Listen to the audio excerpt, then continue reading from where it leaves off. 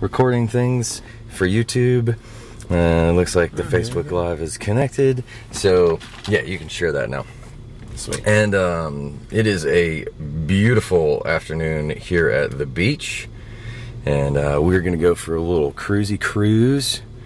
Because sitting inside just didn't sound fun. But I didn't really feel like walking. So we're going to do the Lazy Man's version of that. Right. If that's alright. And, well, I'm sorry, I'm technology stupid. How do I'm on your page. Yeah, and when you go down, it'll come up under posts. And, okay. Something along those lines. My Wi-Fi is not wanting to come up and work, so... We're actually live. Yeah, we're live. 0 viewers. We're live on Facebook right now. 0 viewers. So is this our main? Mm-hmm. Yeah, okay. Mm-hmm. Out of 5,000 people on Facebook. So should we just stare awkwardly at the camera? We definitely should. We definitely should. Most of the yeah, the Facebook Live is just because we can. Right. And it's fun.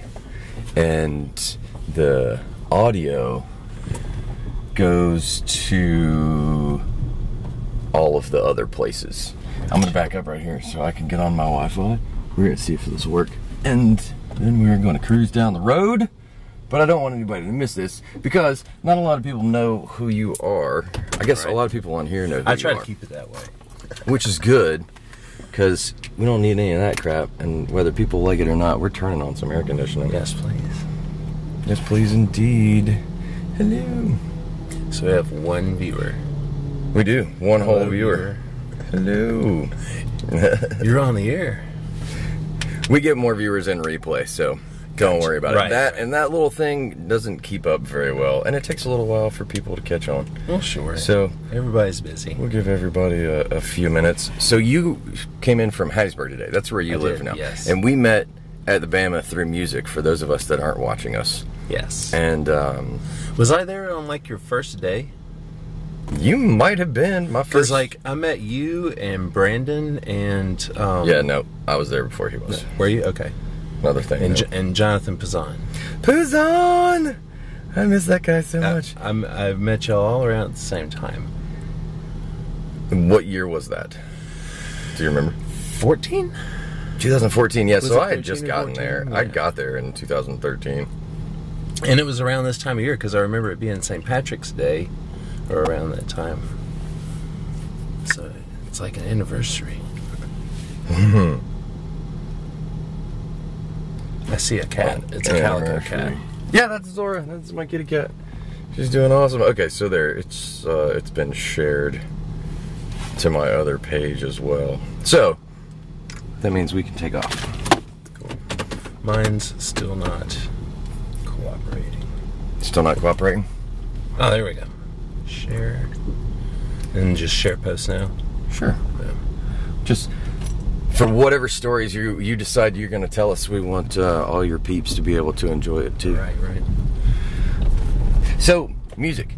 I met you as a fiddle player, but we have reminisced about being brass players in the past. Yes. And some of your accolades, for those who don't know, you hold some awards for tickling some strings over there in the great state of Louisiana. Yes. If I recall.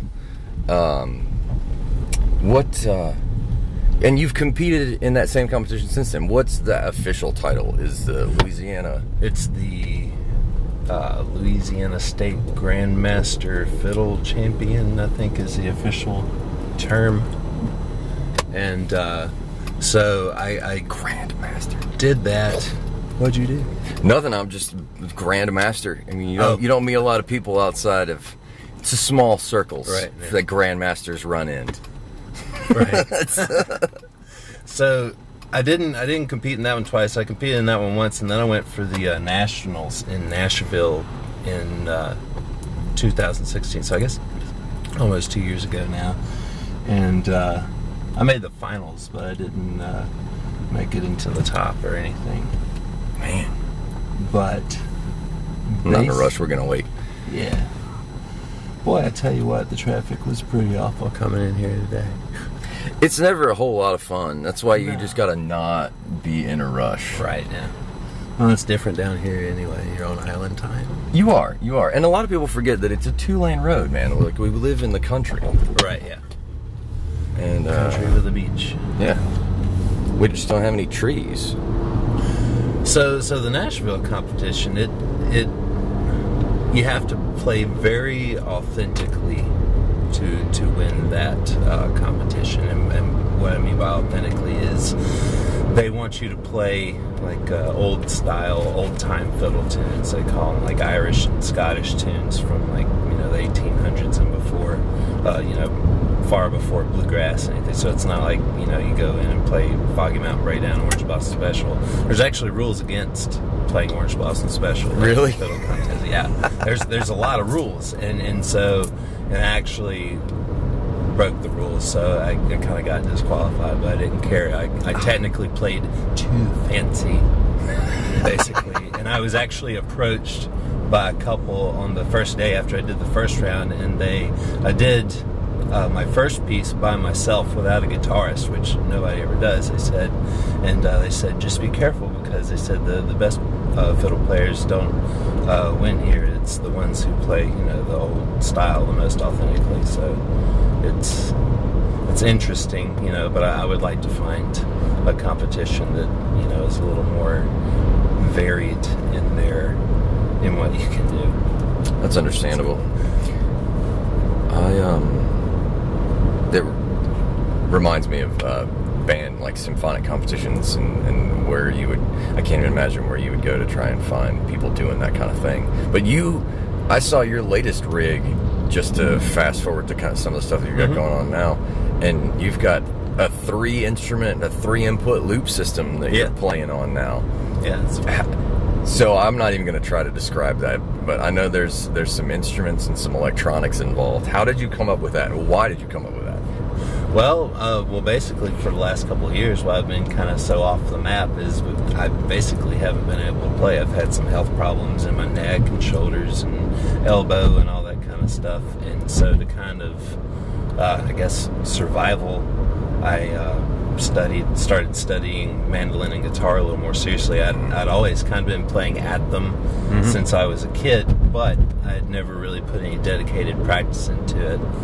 And so I'd never really learned how to get the pick hand going. And so I spent the last couple of years really, you know, focusing in on the pick hand and getting everything down. And so now, you know, where I never thought that I would be able to say, hey, well, now I play violin, mandolin, and guitar. Now I do.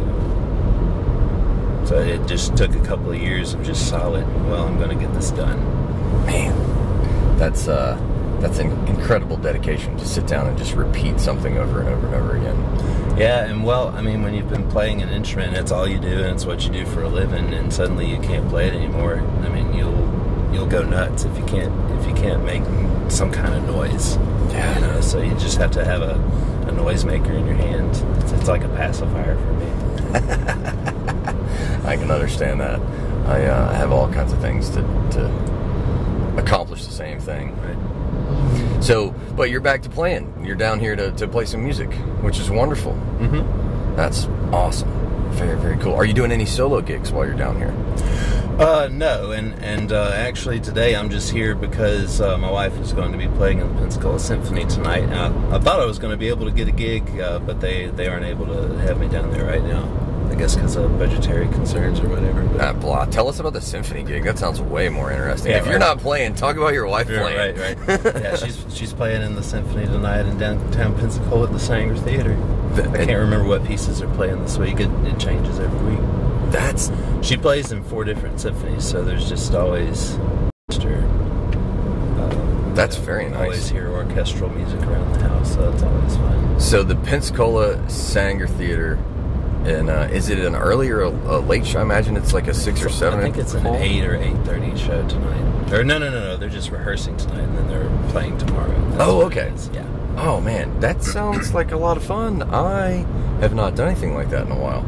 Are tickets crazy or pretty reasonable? I'm not sure because I get comped because my wife's. Oh. Can you get your nose any higher when you say that? Yeah. Well, we'll find out. But that sounds like something I would really enjoy doing. I'd love to bring my girlfriend. So maybe I'll see you there tomorrow night. That's awesome. And I don't remember if I've ever met your wife, fiance, wife. Yeah. Wife. I'm not sure. Maybe so, but it's been a long time. It's been a long time since I've made it down this way. Just like I said, because of my health reasons, I haven't even been able to technically drive a car. Really, I drove myself here today, but I've been having some crazy vertigo when I drive. You ever have that? No. What's that like? It's like you're driving down the road and you feel like even though you're holding the wheel straight and everything, you feel like you're just veering off and there's nothing you can, or you're going to pass out. I get these weird anxiety things going and my heart starts racing. I have to pull over and gain my composure. And like I was on the way to a gig and it hit me about 20 minutes into the drive. Ooh. Yeah, and I had to call and cancel, and they were even going to like live record the gig. Like they called me to live record, and they're going to fiddle and steal and all that. And I had to turn around and go back home, and it took me an hour and a half to make that 20-minute drive back home because I had to keep pulling over and regaining my composure, and that was just insane. That.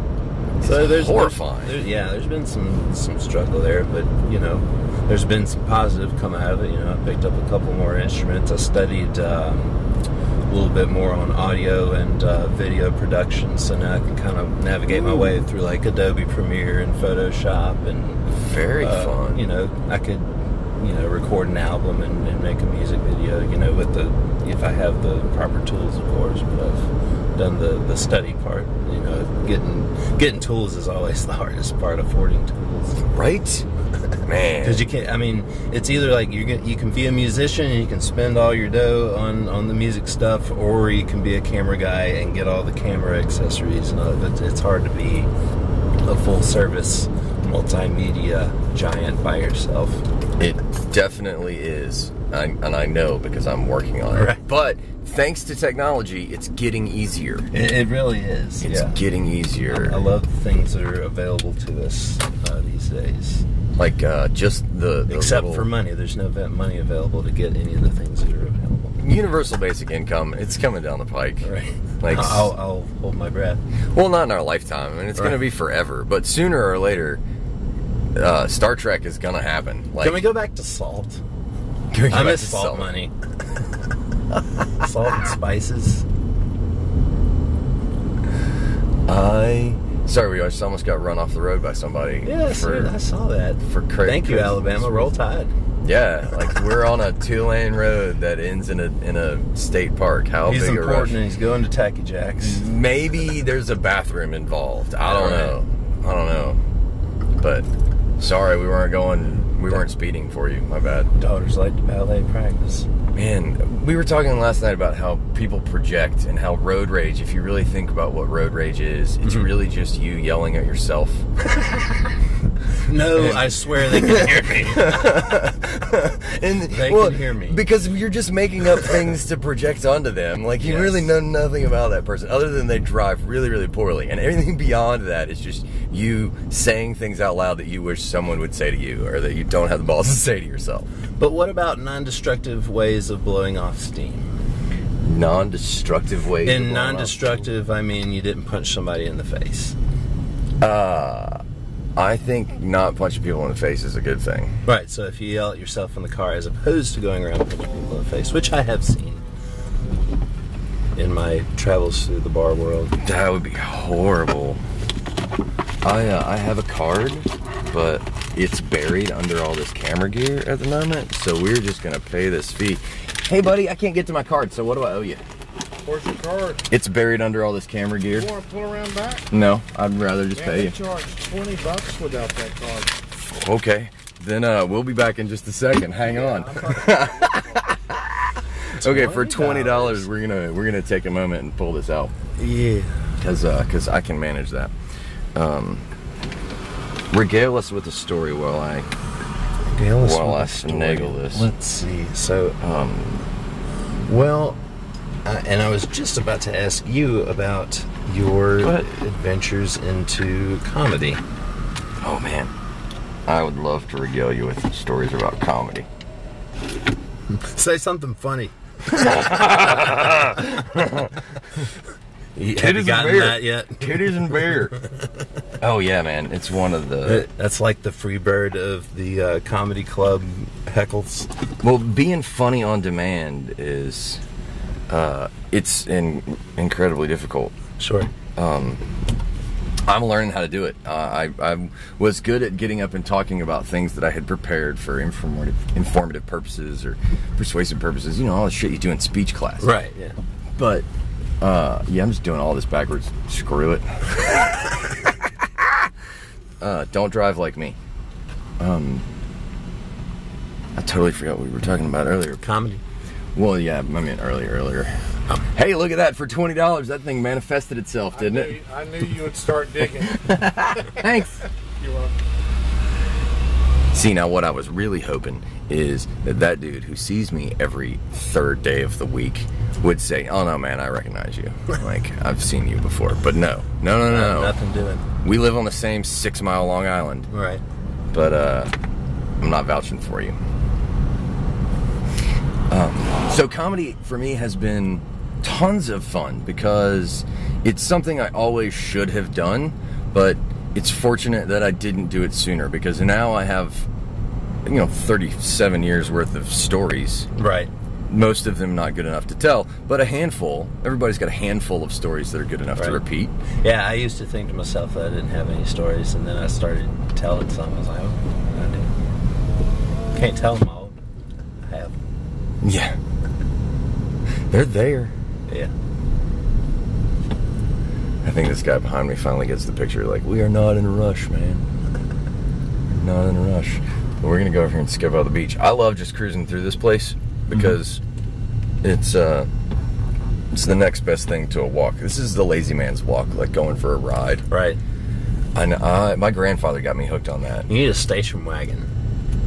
I would gladly drive a station wagon. Do you have one you can provide? No. This is the next best thing for me. There can only be one station wagon guy, and it should be you. I would gladly go there. I think that would be awesome.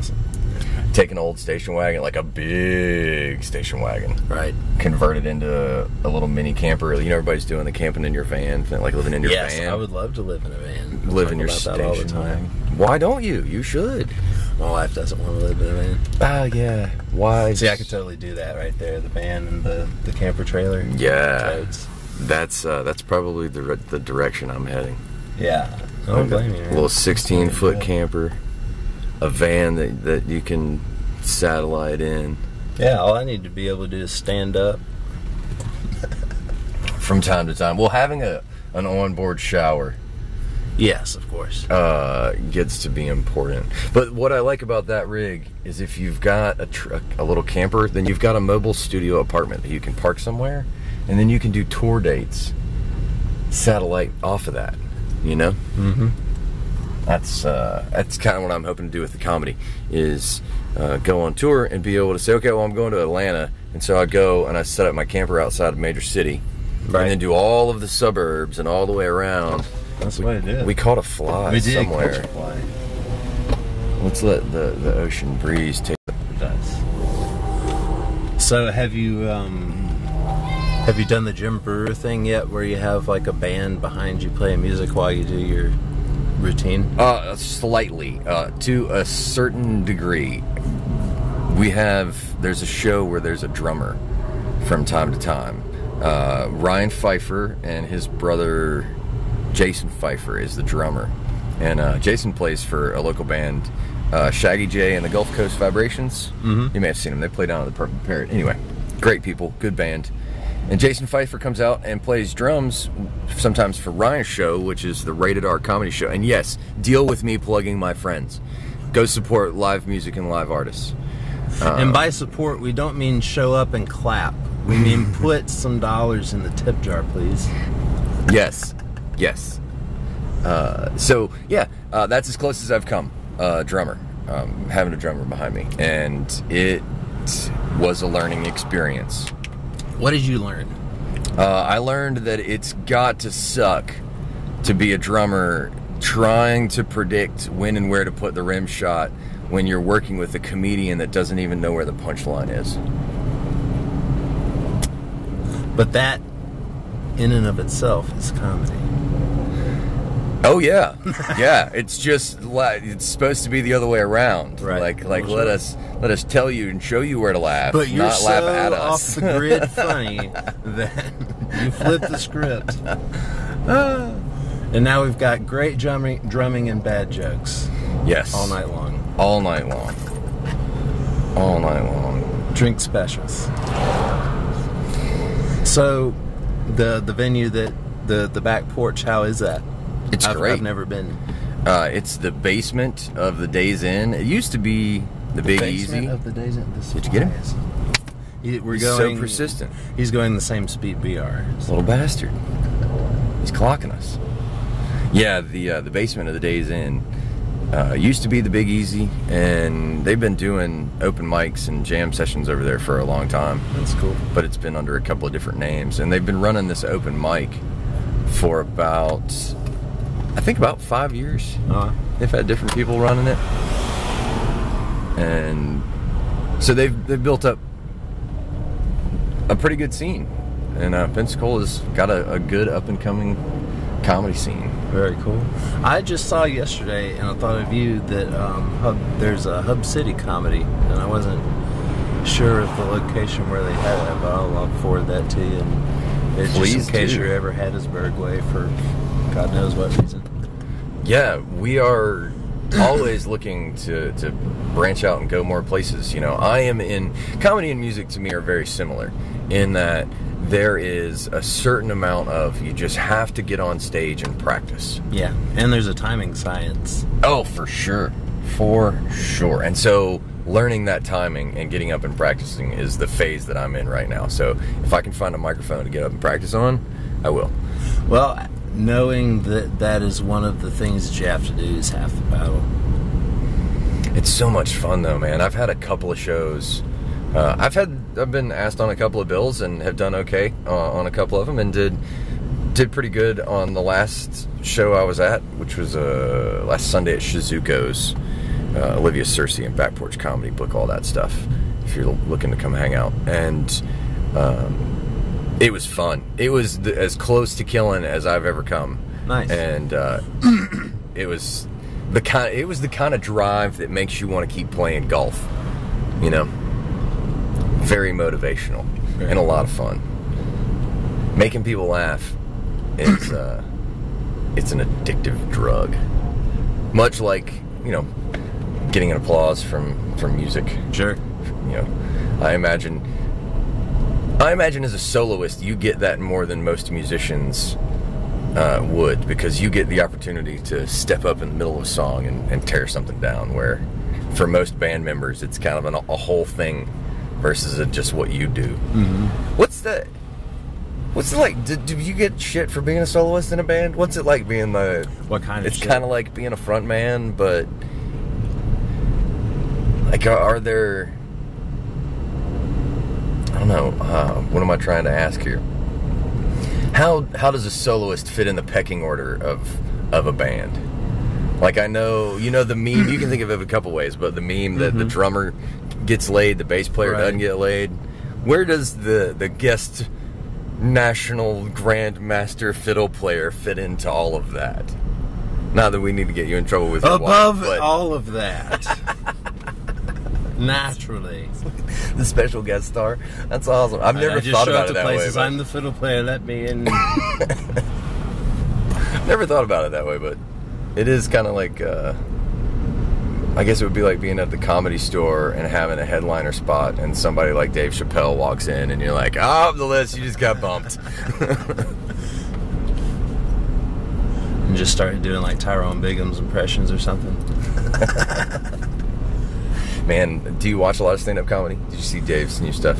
I have not seen it yet. No, my Netflix password that I was using to quit working. Oh, damn. So I haven't been able to log on, but yeah, I definitely want to see it. I do.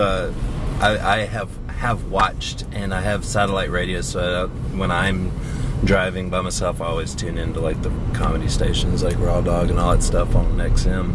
Yeah, man. But I've grown up and since I was little, I remember when I had my record player and I had like the Charlie Daniels vinyl record and stuff, and that's how I learned Everyone Down in Georgia. But I also had like, well, unfortunately now, but I had a stack of Bill Cosby records and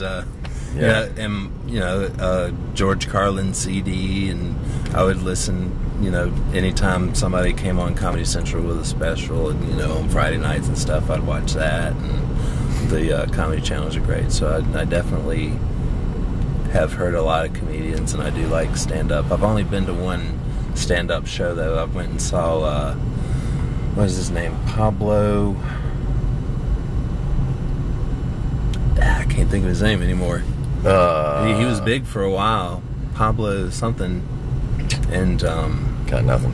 He did a bunch of impressions, and he was like, I can't remember what else he did. Crap. Yeah, I'll think of it as soon as we're done filming. Oh, of course, that's fine. No worries. Yeah, you mentioned Carlin and Cosby and the death of heroes. It's unfortunate anytime you see the dark side of somebody, but that's there. Like there are dark sides to everybody. Right. And well, here's an interesting story that I told you I had all those Cosby records, right? Mm-hmm. So on this one particular one, I remember I found this record in Goodwill, and I put it on, and there was this routine on it called Spanish Fly. And I never knew what that was, and I asked my mom what that was, and I was like 10, and I was like, well, that's not very funny. But here he had this routine back from like the 70s about Spanish Fly, and everybody's just like, it was funny then,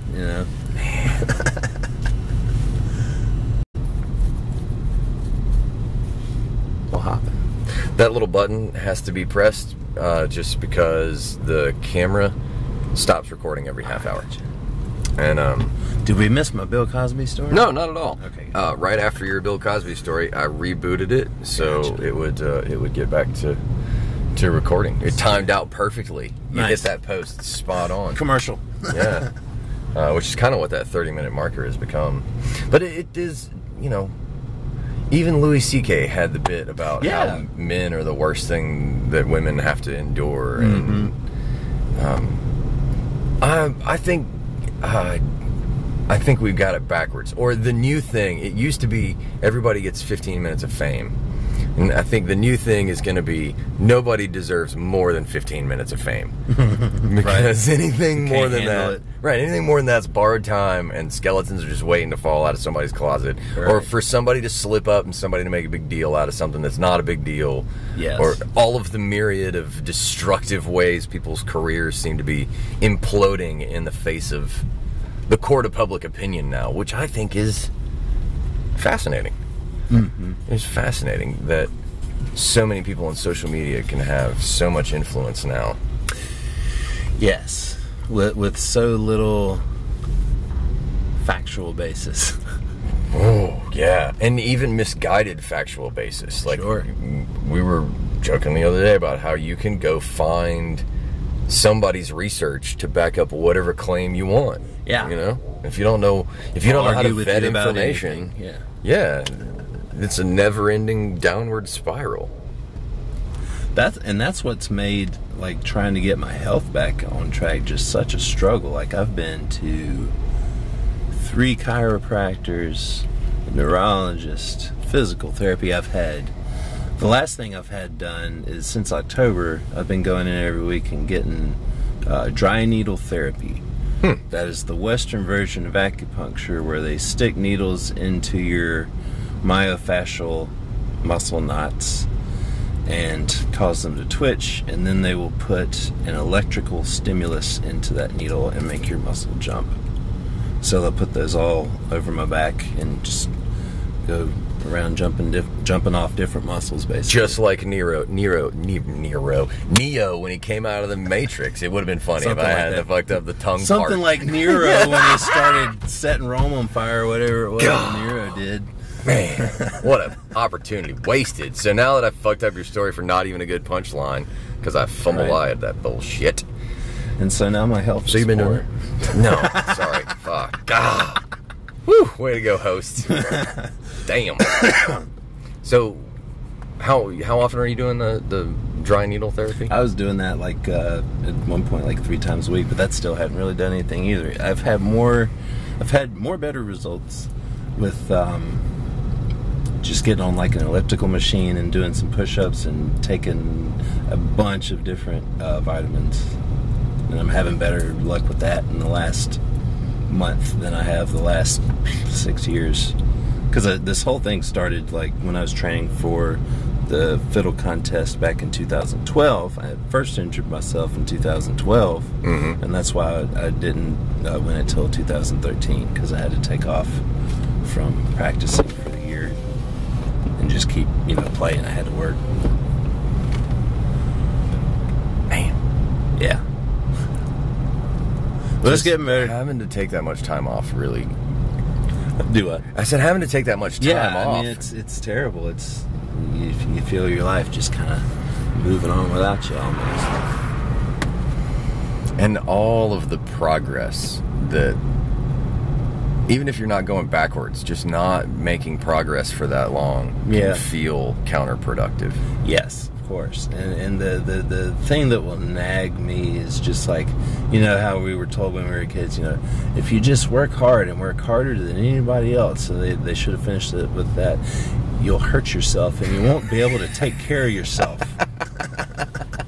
So just stay in the mediocre area and sustain. And that brings us back to universal basic income. That's one of the reasons. Mediocre and sustain.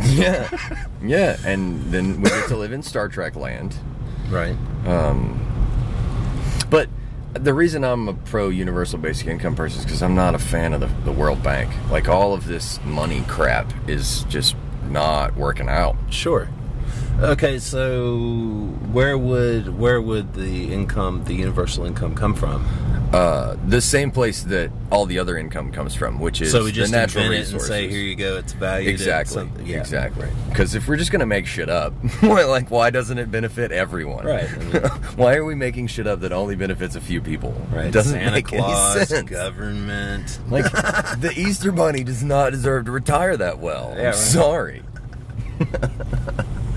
No, I think it comes out of the natural resources. Like, when you talk about the philosophical concepts of sovereignty of an individual and what you can and can't own, that there's some basic tenets of you can't own more than you can work, land-wise. You can't own, who can own a tree, who can own a rock. There's that extreme of the philosophy. And then there's the other extreme of you're going to die anyway, so you can't really own anything.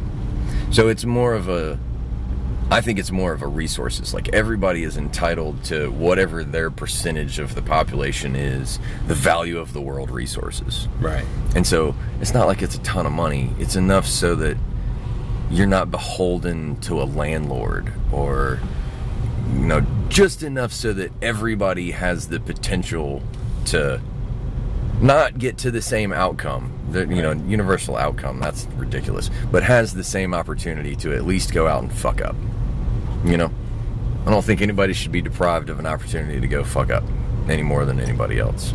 And we've got some people that have fucked up in some pretty grand ways that still get to keep trying. Sure. It's like, we know there are people out there that can do it better than you, and yet you keep fucking it up and you keep getting to try again. Why do we let that happen? Yeah. I don't understand that. That's a weird tangent, but I think Star Trek, man. Universal, I think everybody... Well, like, if we could just, like, make everybody buy, like, a Civic instead of an Audi or a Mercedes, let's just have a cutoff. There's no cars worth over $30,000. There's no point. That would be pretty amusing. There would be some people that would lose their minds. This is not stable ground, so we're not going to lay it right here. I saw that big hole. Yeah. Reporting live from a giant hole. Right. It's bad enough we don't have any gas. We don't need to be stuck in a hole, too. That would be an interesting podcast. So here we are. We are on Gulf Beach Highway, and we are out of gas. We're going nowhere.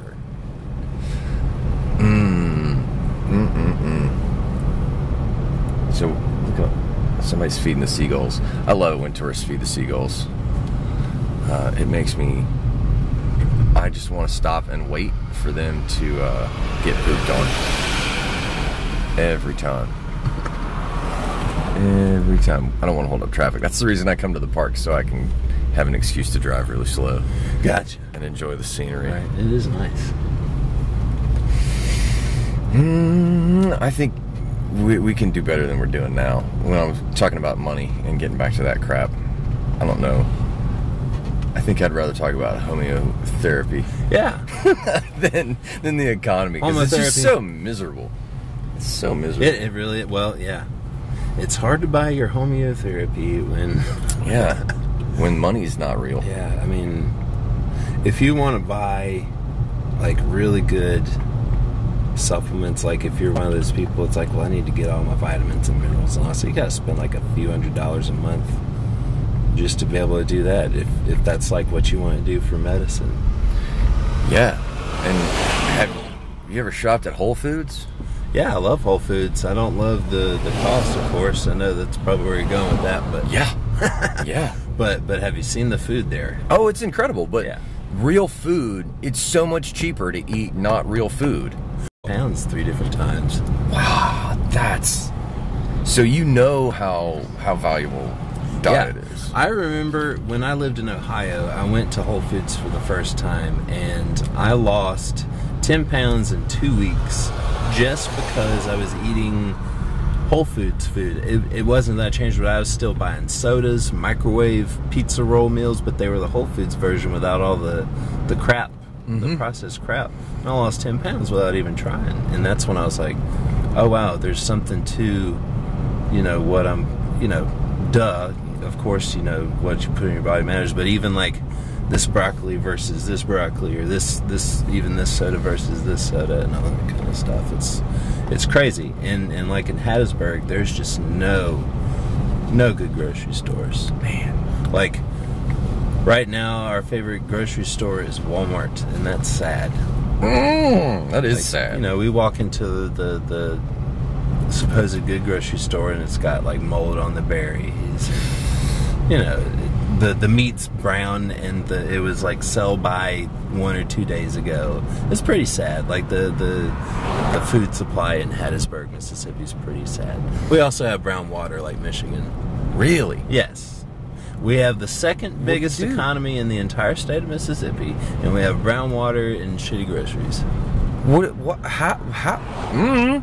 Yeah. Oh, I know. What do you guys do? Like, do people sit around all day long and just yell at politicians? I don't think so. Why not? No, you know what they do? They protest the flag. They want to make sure that the rebel flag stays on the Mississippi flag. That's what's important.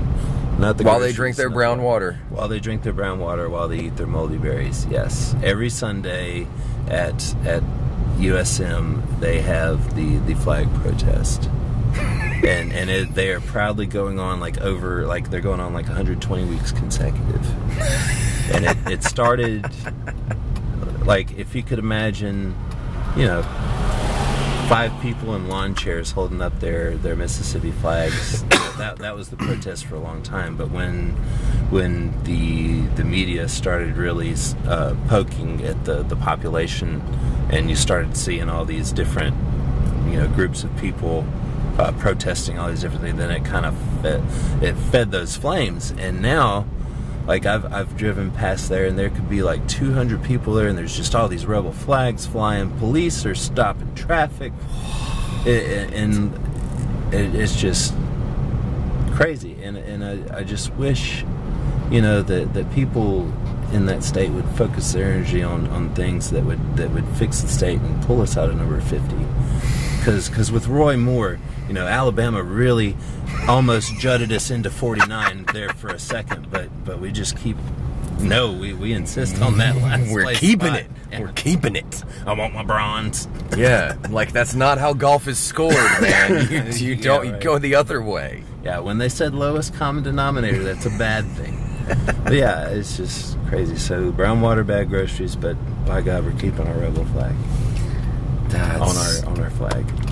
That's so weird. It It's so weird, and that's what's going on in so many places. And we have a legit gang problem there, and that we're wasting police resources to make sure that somebody doesn't get pepper sprayed over their feelings of a piece of cloth and all that. And yeah, it's just it bothered me so much. Here's another story. I actually had a dream that I was commissioned to draw a new Mississippi flag, and I woke up and I sketched it out, and I have it in a notebook at the house, and I even took it to the mayor of Hattiesburg and showed it to him, but there's nothing, I mean, I'm not going to change the flag. but I have this really cool Mississippi flag drawing in my notebook. And it's way cooler looking. I would be happy to help promote that if it could possibly be changed. I thought about making an actual flag and then just selling those like t-shirts.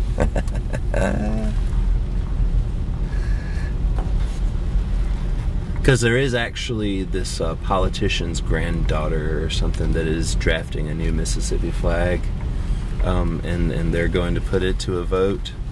But it's just ugly. It doesn't even identify with the state. It's just stars. It's literally red stars on a red and white flag. That sounds so horrific. generic. And she's like gone and like met with this politician. She has all these political ends and stuff. Yeah, of course. But it's ugly. Man. So anyway, That sounds... that's news from Mississippi. We're doing all right. Thirsty, hungry, and ornery. Goodness gracious. Goodness gracious. That sounds like not fun. I don't understand why things are so complicated from a politics standpoint. Yeah. I don't understand why everybody insists on talking about it so much these days, because I was raised by parents who grew up during the Depression. Like, my dad was 71 when he died in 2006, and my mom is approaching her mid-70s now. So I was raised up. You don't talk about religion and politics. You just don't discuss it. It was just a different mindset. But now it's all anybody talks about. It's politics, religion, and football. Isn't that third one involved in the first two? Yes, of course. Like, aren't we just talking about the same two things? Man, if musicians had a league like athletes did, that supported them and got them trainers and health practitioners that were there alongside them and gave them, good salaries, imagine how that world would be. If we supported the artists the way that we supported athletes. See, okay, I like that idea, and I want to make that happen. I think that's where we're headed. I was having this very similar conversation. I think if you look at the pendulum swings of the cycles, you can think of it as a pendulum swing, or you can think of it as a full circle. Either way, it's a cycle. And there was the industry side, and big business and the middlemen all got involved, and they did their whole thing. But we're starting to move away from that now.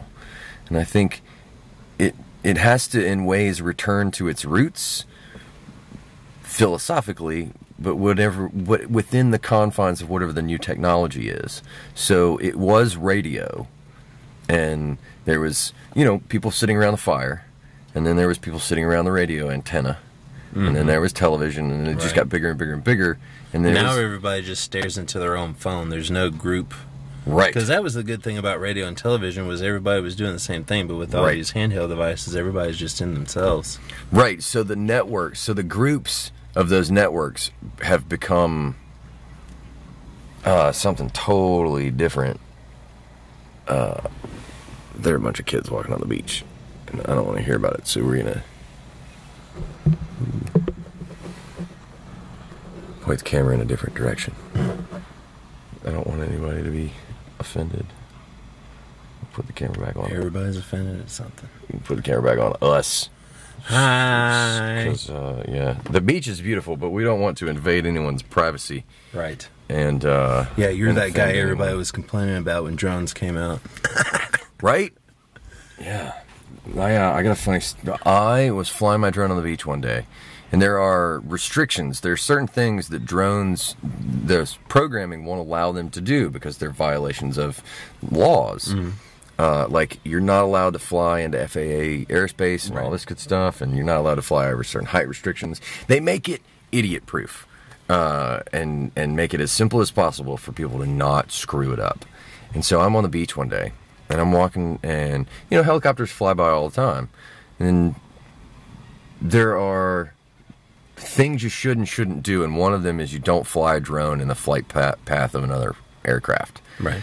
This guy thought that's what I had done and following me down the beach and talking to the cops the whole time that I'm sitting here flying this drone, obviously not wanting Probably his to voice wreck is it. shaking. I'm following somebody Yeah. down the beach right now. He flew his drone right into the path of this helicopter, Yeah. and I'm like, I can't afford another drone. Why in the think we're hell under would I attack. do Yeah. that? So this guy follows me almost to my house. So I end up having to walk to where I know the cops are to begin with, and they have to confront this guy. It was the most insane thing I had ever experienced in my life. It was like, dude. Yeah. Anyway, they didn't let me talk to the guy, but if I had, I would have loved to explain to him that, first off, if I had been able to fly my drone into the flight path of the helicopter, then the helicopter would be violating, like, way more serious regulations than I am. But, yeah. So you haven't been shot down yet? No, but I would definitely hate to be accused of pointing a camera at the wrong people. Sure. And so I try and be mindful of it, stay ahead of the curve. At least that way, if I do screw it up at some point, I can fall back and say, look, this is not what we're here for, and all that good stuff. And privacy is a big deal these days. But then again, in the information age, there's a lot of privacy that's going out the window. Like when you feed the seagulls, after I've been kind enough to not film you, I kind of want to film you and put you on the internet once you get shat upon, because it's going to be really funny. And so where the lines of privacy get blurred, because once it's entertaining, I will take advantage. I'm not going to film your kids in bathing suits because that's creepy unless they're getting shat on by a seagull. Right. How does that make it any better? Then it's art.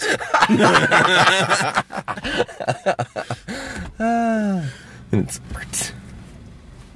Oh, man. It's so calm. It is. It's beautiful. Absolutely beautiful. Is that a Russian vessel? Did you see the video? I saw the headline that there was a video of the Florida thing. Yeah, and I course, saw the Florida. picture. That's all I needed to see. I was like, okay, sure. It looks I'm like... sure it's pointed right at Ono Island. Yeah. I know. I know. I saw a few clips of Putin discussing the new weapons. And it was the most blasé, nonchalant, our shit's better than your shit. Right. Like, these are the talking points. We're better than you. Our weapons are superior. Thanks for coming. I have more important horses to ride. Yeah, technically for that video, he doesn't even have to say any words right. Nobody over here knows any Russian. They could put any subtitles they wanted to. He could have been trying to sell a timeshare in Florida for all we know. This is the bomb. This is where it's going down. Yeah, right. Right here. I think it was like Tampa was where they were close to. Right here in Tampa, man. Things are about to blow up. Right, and you're It's sure getting he hot. wasn't talking about football, because he did say that it wasn't capable of being intercepted. I mean, they could say anything, especially with those subtitles. And the rate at which technology is catching up, and people can get on YouTube and pull videos and basically run you through a video version of Photoshop that they can make people say and act however they want now. Mm-hmm. Which is perfect, because, I mean, here's my thing. Ever since they did the whole War of the Worlds thing with Orson Welles back in the 30s, Right. they've known that they can control the population with fear just from... And that was just radio. Now they can give you visuals and all that kind of stuff. And I know this sounds, I'm not trying to promote any kind of conspiracy theory out there, but I will say that they do know that they can manipulate people and just, make stuff that looks or seems a certain way. Mm-hmm. And if people don't think about that, then they're just completely lost. Mm-hmm. Mm-hmm. Are you familiar with Tom DeLonge?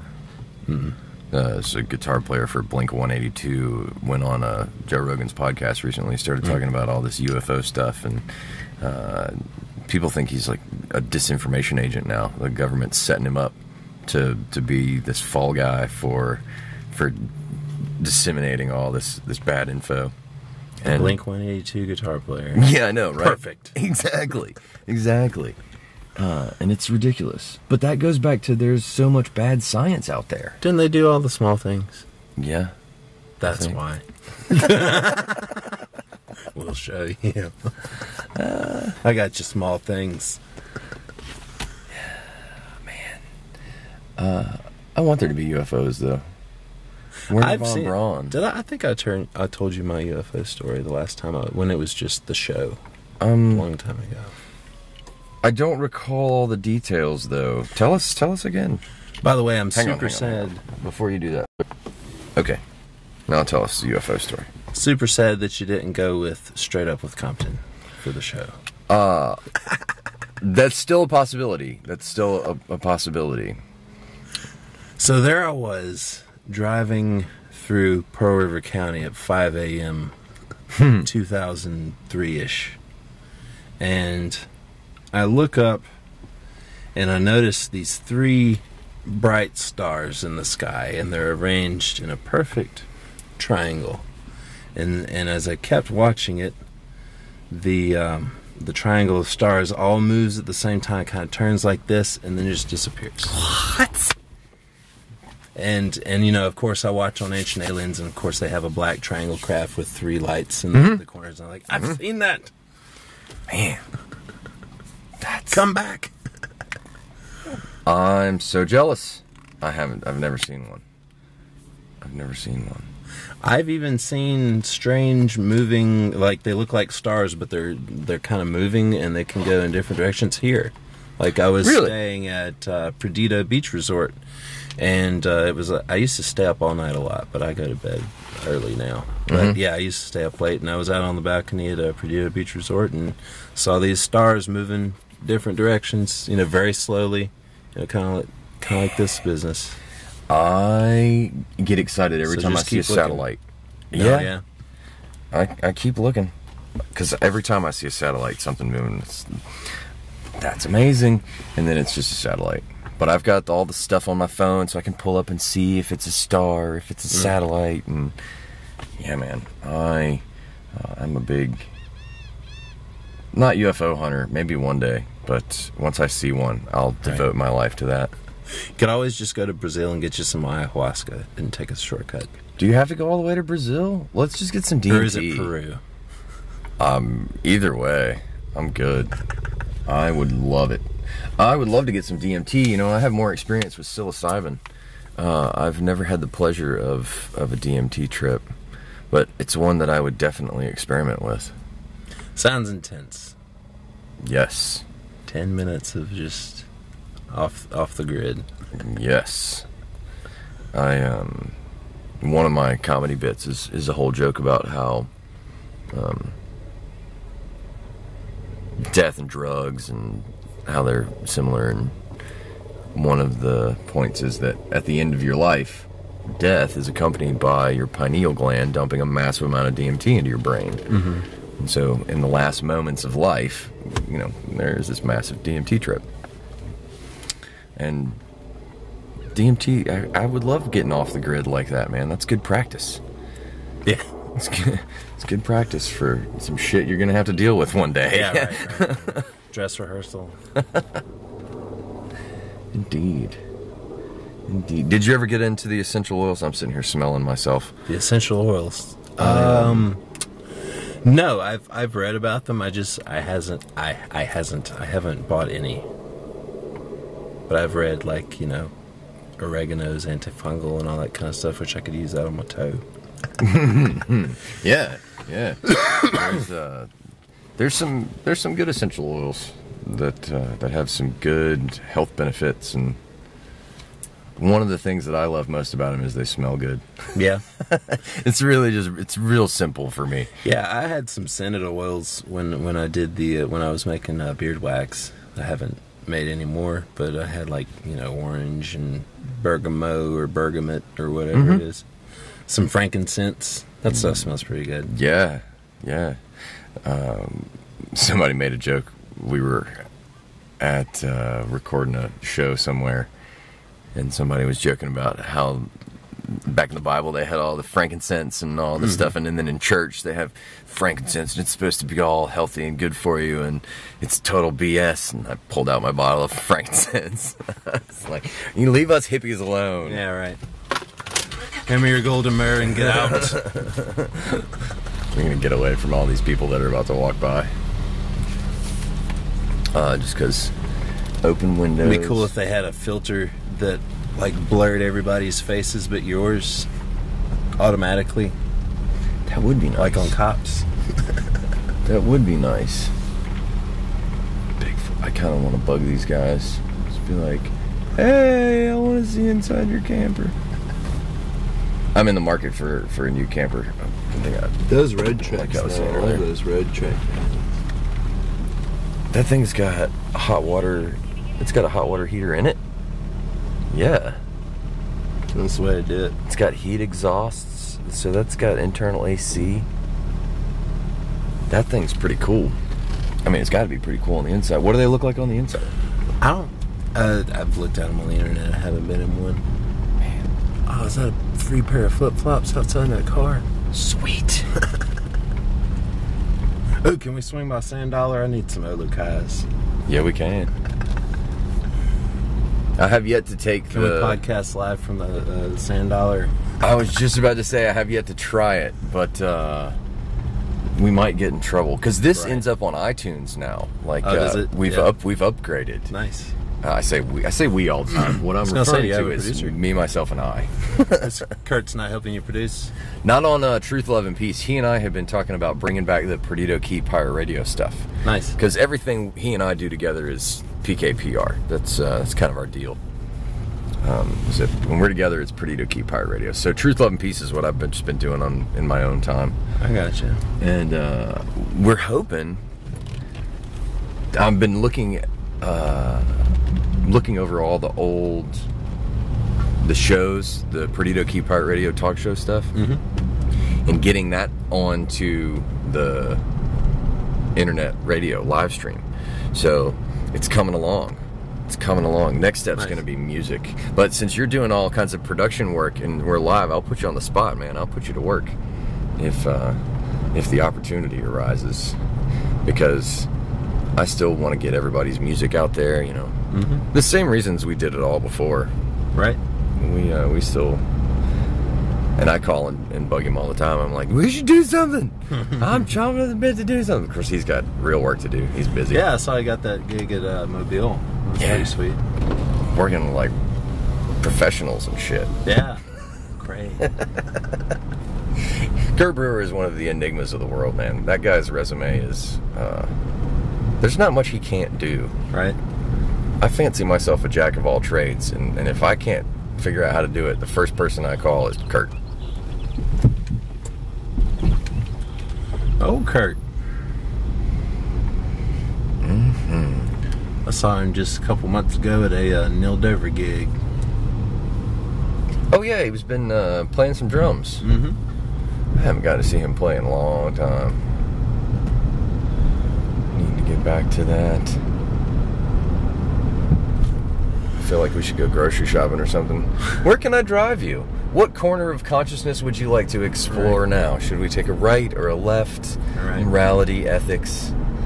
I don't think this is what Jerry had in mind when he decided to do comedians in cars drinking coffee. Right.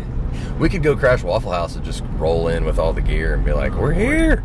get robbed. What do you think of this crap? Hand it over.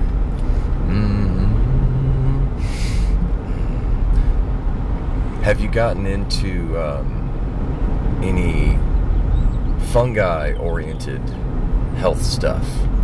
No, I've been seeing all these like medicinal mushroom coffee powder stuff coming up on my feed on the internet, where they would like throw in 3 or 4 different mushroom types like cordyceps and lion's mane and a couple others, and say it does this and that. But I haven't studied it too close. You know, what know ye of it? That if you go to fungi.com, all the stuff, what I know comes from Paul Stamets and his research, and some pretty comprehensive research over the last 2 or 3 decades, and hold a lot of patents in regards to not necessarily medicine, but good health, good nutrition, and a lot about how certain mushrooms help rebuild neurological tissue. They help with inflammation. And now, what are the inflammation mushrooms? Because that would be what I would be interested in. I would hate to say it and be wrong since we're live. So, but I know if fungi.com is Paul Stamets, and if you get like roll your window up before it goes wah wah wah wah here. Yeah, fungi.com, Paul Stamets. They've got a couple of different supplements, and one of them is anti-inflammatory, and a lot of that has to do with gut health, like probiotics. And I didn't realize how great an influence that has on health. Right. I don't think anybody did until just, in the last couple of years. I mean, we used to have that crappy food pyramid when we were kids, that was posted all over the lunchroom, and now it's basically upside down. It's just so hard to know what to eat and what to do with your life. Where am I going to get money? What food do I eat? Just... But if you could just walk through the woods and pick up some food, and not have to pay bills. Exactly. Yeah, I'm all about that. The only thing I would miss is air conditioning. But other than that, I'm good. I could just go further north, I guess. Yeah. I'm up for some mountains. I think migrating I think the nomadic life is where everybody's headed. We've tried this whole civilization thing for a long time, but technology is going to allow us to leap into this new thing. So we get so advanced that we say, we're done with this, and we go back to fires and huts. Yeah, but the new version of fires and huts, which would be fires and huts with Wi-Fi? Yeah, basically. Natural Wi-Fi. Yeah. One of the reasons I think that is because it seems like the function of all of these technological systems that we keep building and insisting on dumping money into are really just replications of natural processes. So the concept of the internet and there being this huge database of all the history of the world, that's not new. People that's talk just about a brain, that's an information center. People talk about the Akashic records, being able to tap into the collective consciousness. Right. Those thoughts are already there. We're just trying to find a way to create a smaller, more monkey-driven version so we can manipulate it. Because people don't want to go put the work in and meditate for a whole lifetime to figure that shit out, right? The real way. And I think... Well, could you imagine, though, meditating for 40 years trying to figure out a cheesecake recipe? People have. They didn't realize it at the time, but in the end, that's what they became, was some kind of putrefied cheesecake. Right, in their last breath. I need eggs!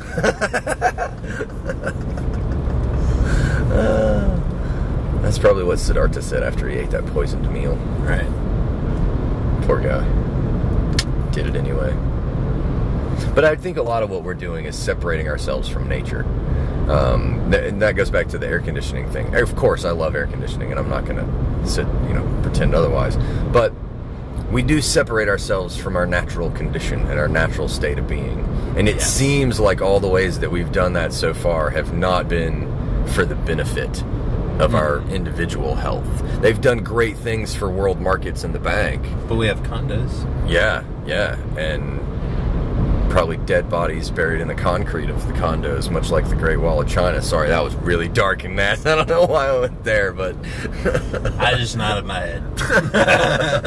But it goes back to, like you were saying earlier, about how we spend a lifetime breaking ourselves from a health perspective so we can earn enough money to recover our health.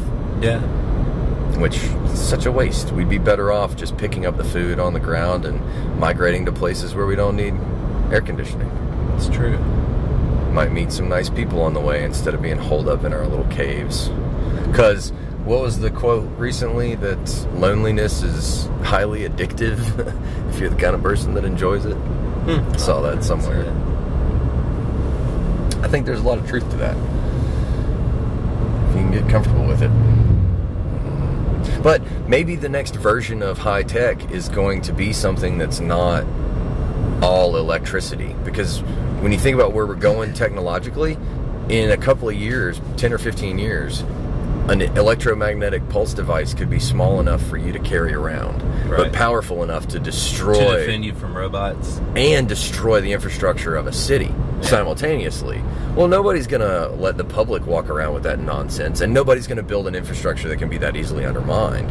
So eventually you would get to the technology that results in you can build a pyramid and nobody can figure out how you did it. And I think that technology looks a lot more like sound and the Wi-Fi that Nikola Tesla worked on, like free energy and radiant energy and tapping into stuff like that. So instead of constructing this framework for us to push our little version of electricity through, we're going to figure out how to tap into all of that framework that's already there. Right, just plug shit into the ground. Yeah. Or just not need to plug it in. Right. Don't they've kind of almost started doing that, don't they? Have like wireless charging and stuff like that. So Yeah. Very true. I saw a video you can make a wireless charger with some copper and aluminum foil and a few pieces. It's ridiculously simple. I used to get up off the couch to change the channels on the TV. Look how far we've come. Yeah. How far we've come. Our great-grandparents, if they were still alive today, would think we are wizards. Truly. Some of the stuff we can do. Technology's come a long way. How long, do you get into artificial intelligence at all? Do you follow AI and stuff like that? Not too closely, but I've definitely seen like the backflipping robot and stuff. Gotcha. How about, did you see the AI that beat the Go players? Maybe. It's Go players. Yeah, it's like the Pokemon game. Go? No, the Go crazier than chess. More possibilities, really, really hard. Oh, is that like you got like 3 or 4 different chess games going on one board? Nah, it's just one board, but it's just black okay. and white pieces. I gotcha. But yeah, there's an artificial intelligence that ended up doing that. But yeah, I get into AI. But when you talk about robots, just robots doing crazy things. Did you see the one that's like a dog that opens that door and you can't knock it over? Did you see the one that sweats? I haven't seen the one that sweats. Oh yeah, it does push-ups and it's got like muscles and it sweats. Why? I don't know, because apparently robots that just kill people aren't scary enough. They have to kill people and sweat.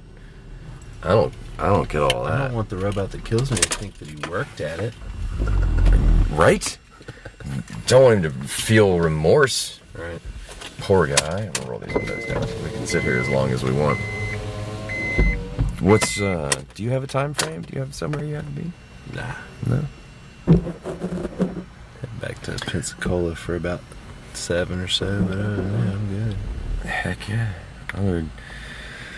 I got a whole lot of nothing going on. We can just let the sun set behind us. That'll take... I have no idea what time it is. We've been doing this for 70 minutes. It's 5:09. Hell yeah. This has been tons of fun.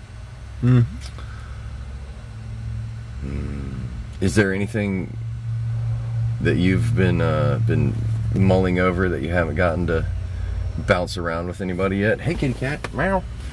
Can't think of anything at the moment, but I'm sure something will pop into my head. Always.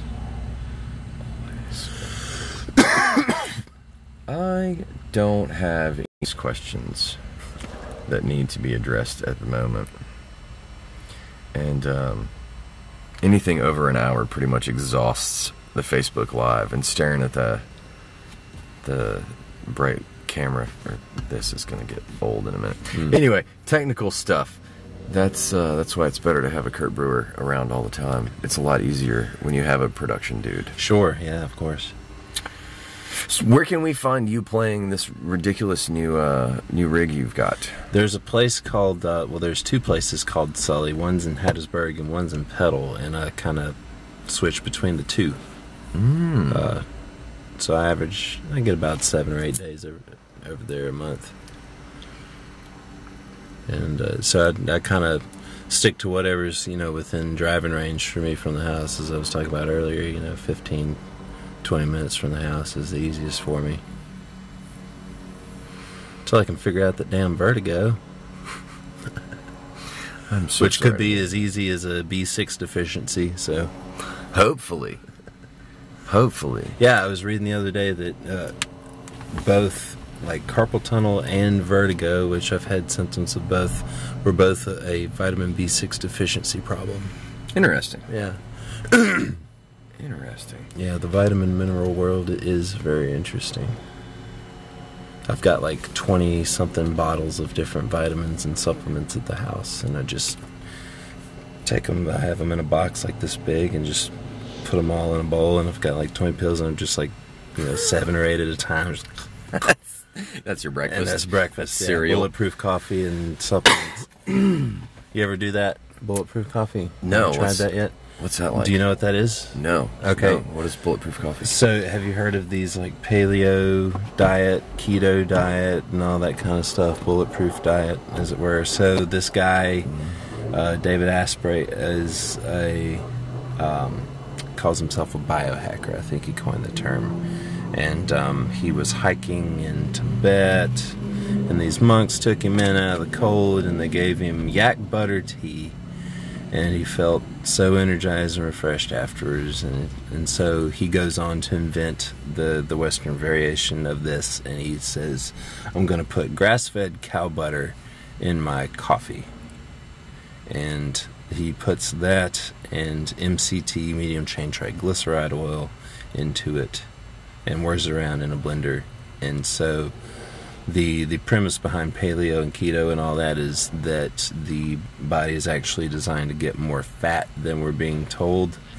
And so by, putting the butter and MCT, which is concentrated coconut oil, into your coffee, you're getting a lot of fats first thing in the morning.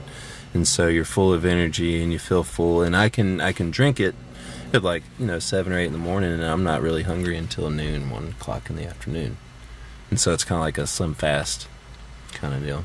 That's awesome. I've gotten into some of that stuff. And I put a raw egg in there too, and that creams it up a little bit too. Yeah, it's pretty good. I bet. I can't imagine doing a raw egg in my coffee, but yeah, really, it's not as bad as you think. I use raw eggs for my liquid in my smoothies too, instead of like milk or something. I just put 4 raw eggs. Interesting. Mm-hmm. I've never tried that, but I only use like pasture raised eggs. Don't use the white grocery store eggs. Okay, that makes sense. Yeah, yard eggs if you can find them. Yard eggs, the kind with a little bit of chicken shit on them. Right. Without, if you can find it. Well, but yes. Don't eat the chicken shit, but all right. chicken shits have all chicken eggs have a little chicken shit on them at some point. Right. And natural chicken shit is better than non-natural chicken shit. True. I guess. Yeah, we used to raise chickens when I was little. I remember actually had to charge out into 30-degree weather in my underwear at midnight because I heard something getting at the chickens when I was 13 years old. I had a shotgun in my hand. I grew up out in the country. I did. I was a country boy. We couldn't see a house from my house. Would hunt squirrels and snakes and stuff all the time. We had woods that was part of our property, go play in the woods, and had chickens and garden, all that good stuff. Had my first job on a farm when I was 13. What was that like, working on a farm? That sucked. What kind of farm was it? It was just a general, just like a guy had some cows and some goats and a lot of fields, basically. And I got $4 an hour to go shovel goat shit. Hey, man, I think I got paid about that to dig a ditch. Yeah.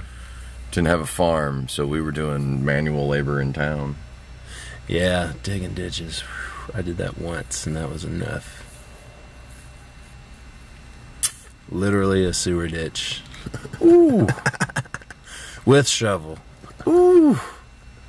That was 11 hours. I had no idea that I was going to be doing that day. I had been working building industrial air conditioning duct, and then all of a sudden it was like my second day on that job, and they took me out, and I'm very pasty, so for me to not wear sunscreen and be out working in the sun for 11 hours was a pretty bad end result.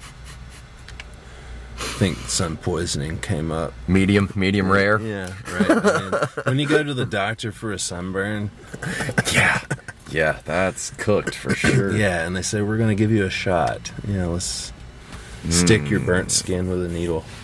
Oof, goodness. So yeah, manual labor. I'll just stick to being a musician. Did I ever tell you I was also a police officer? No. Do tell. Yeah, when I was 21, I was a police officer for a pretty short time. I was on patrol for probably about 3-4 months, but I worked in law enforcement in general for a couple of years, doing stuff like mostly the jail, mostly corrections, did patrol and animal control a little bit over a couple of years time span. Yeah. Animal control. Yeah, it's a shame. It's funny because this was back in 2005. I got $10 an hour to be a full-blown police officer with gun, badge, car, everything. $10 an hour. What year again? 2005. Oh. Yeah. Well, sorry, everyone. That's ridiculous. Yeah, and Katrina happened, and the city gets a grant to hire people, and I ended up getting hired back for 50 cents more to work animal control than when I was a police officer. And got bit by a Rottweiler on the hand first day, but that's a good place to start. I mean, luckily I had a bite glove on, but man, that was a couple of interesting years there. I think a couple of interesting years is an understatement.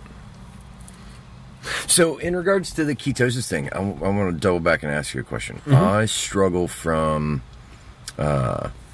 getting groggy in the afternoons. Well, I get up and I usually do coffee and coconut oil and honey.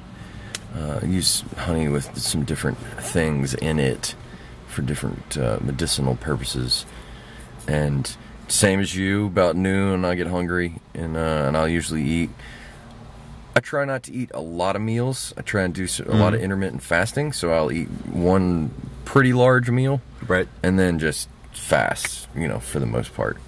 Unless I get really hungry, and then I'll eat like fruit or something that's raw, just something that's real food, and then go that route. But in the evenings, I get really, really sleepy. Like I either really need to take a nap, or I've just really tapped my energy reserves.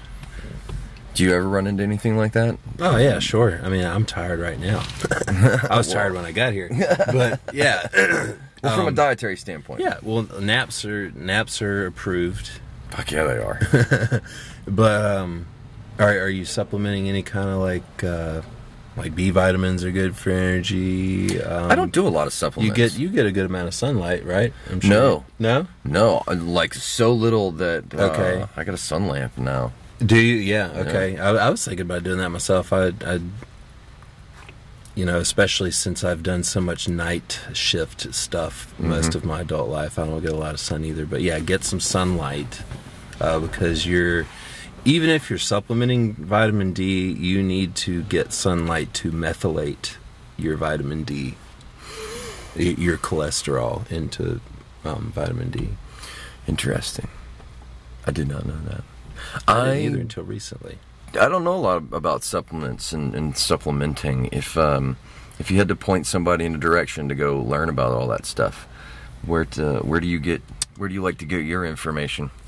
I got, well, for the list of supplements that I'm using right now, I basically just use that Bulletproof guy's blog. He has a blog on supplements. He has a huge blog with a lot of information, and I think that's why his business is so successful, is he's just given away a lot of information. And the information he gave me, like how to make the coffee and stuff, I lost 75 pounds easy, more than once, because because I have bad discipline. I'll do like Bulletproof coffee, and then sometimes I'll go off and have Taco Bell for a lot. In addition to the Bulletproof coffee. So, right there with you. I have to bring it back. Okay, let's have Bulletproof coffee and like a carrot. So, there's that struggle. But, there's, vitamins, you need your vitamin A. But I never knew that it was so like interrelated. Like you need vitamin A if you're going to take vitamin D because they work together. If you're going to take vitamin B and the B complex, then you got to take methylfolate to process the vitamin B properly. If you're going to take magnesium, take calcium, just all this kind of stuff. So that's why I have like 20 something bottles of stuff. Chemistry. Yeah, basically. Chemistry. Yeah. Athletic science, I guess. I used to be more into working out when I was younger, but I just not so much. I don't want to strain my elbow, my bowing arm or anything. I'll use an not electromagnetic, but shock therapy. Kind of. It's a electric pulse electric stimulation, electric muscle stimulation, EMS. So, like, I'll have electrodes on my arms, and they'll be shaking. Drives my wife nuts. When I'm sitting on the couch and shaking. Yeah, we used to play with those things all the time in athletic training. Yeah, go and just hook people up, just torture people. We were not using them practically or properly, but they seem to fun. Work. Yeah. Oh yeah, they work really well. Surprised because you'd think it would just be a gimmick because you used to see the Suzanne Summers ad belt and all that kind of stuff. But yeah, it makes you feel sore. I feel like I worked out after I run one of the programs on there, but you got to sit on it for like an hour just for one muscle group. Man, that's a lot. That's a lot of time. Yeah, but when it hurts and it just won't stop, though, you'll lay on the floor for an hour if it'll bring you even 5 minutes of just not being so bad. I gotta look into this bulletproof coffee thing. Yeah, cause it'll give you some energy, because that'll help you with the energy too. And watch the quality of your coffee. Be willing to pay for good clean beans, because his thing, and I can't verify this, of course, but is he claims that there's mycotoxins in the coffee.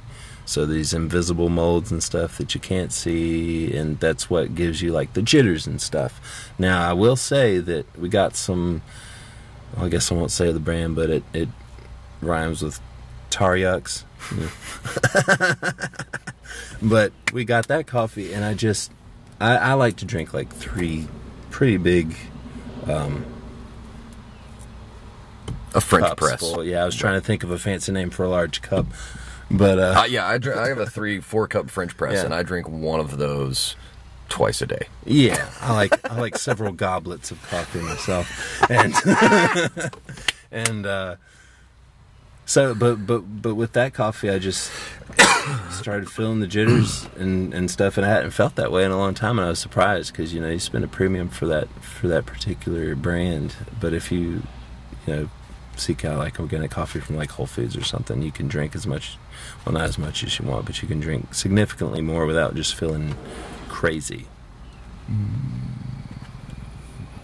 That I'm comparing it to a bunch of different coffees that I've had. And you mentioned the mycotoxins, and that gets us back to the fungi. And I got into that from an Alzheimer's perspective. Do you come across any Alzheimer's research in the supplement world?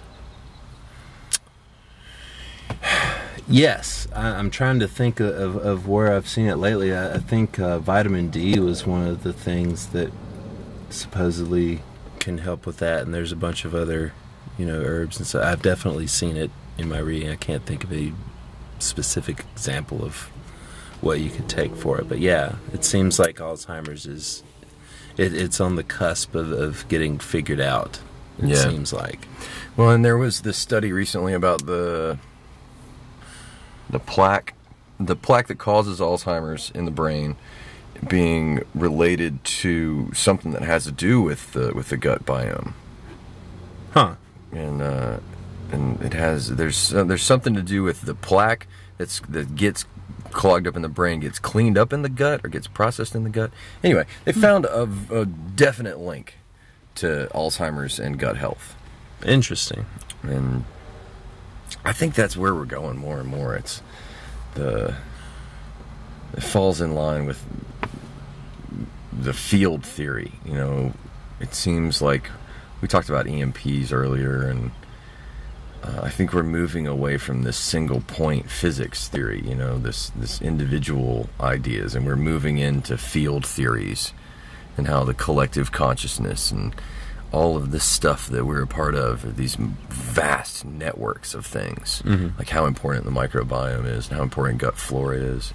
And I think physics is starting to relate that. Like, we're having to figure out what dark matter is.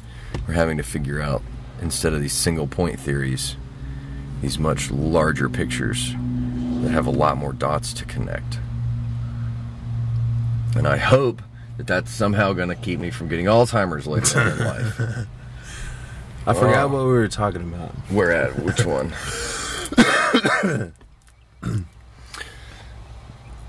Which part? We were talking about Alzheimer's and supplements. Right. No, that was a joke. Oh yeah, I forget all the time. I did that the other day. I was on a podcast with my friends about them using sound weapons at some embassy in Cuba or somewhere. And I got so excited about it, I completely forgot what we had been talking about before that. I hate it when that happens. Yeah, because acoustic technology, that's another thing I think we're going to learn. Pyramids, history, I am fascinated on how it could have been that they used vibration and sound to construct something as large as the pyramids. I know that's not really a conspiracy theory as much as it is arguing history. Right. But I'm fascinated by that stuff. I thought they had decided that they saw on the hieroglyphics that they were pouring water on the sand in some sort of perfect ratio to where they could actually very effortlessly scoot the stones across the sand. So they had these hieroglyphs of like the guy with a jar. He's like tipping it over the front of the boulder, and that's how they theorized they moved them. I remember that. Yeah, that would be one explanation for moving them. The quarrying them is still tricky. Lasers. I like the sonic drills. Have you heard this theory? Yeah. I like that one a great deal. We talk about tuning forks and resonating, and the staff being the drill with the drill bit. I think that'd be pretty cool. I just want it to be like Stargate, where the aliens show up and instead of actual anthropomorphs, they're just people with helmets. Yeah. And they don't speak English. But there's subtitles. I want there to be aliens. I know, isn't that right, kitty? Meow? What you doing? Meow? Come on. Say, nah.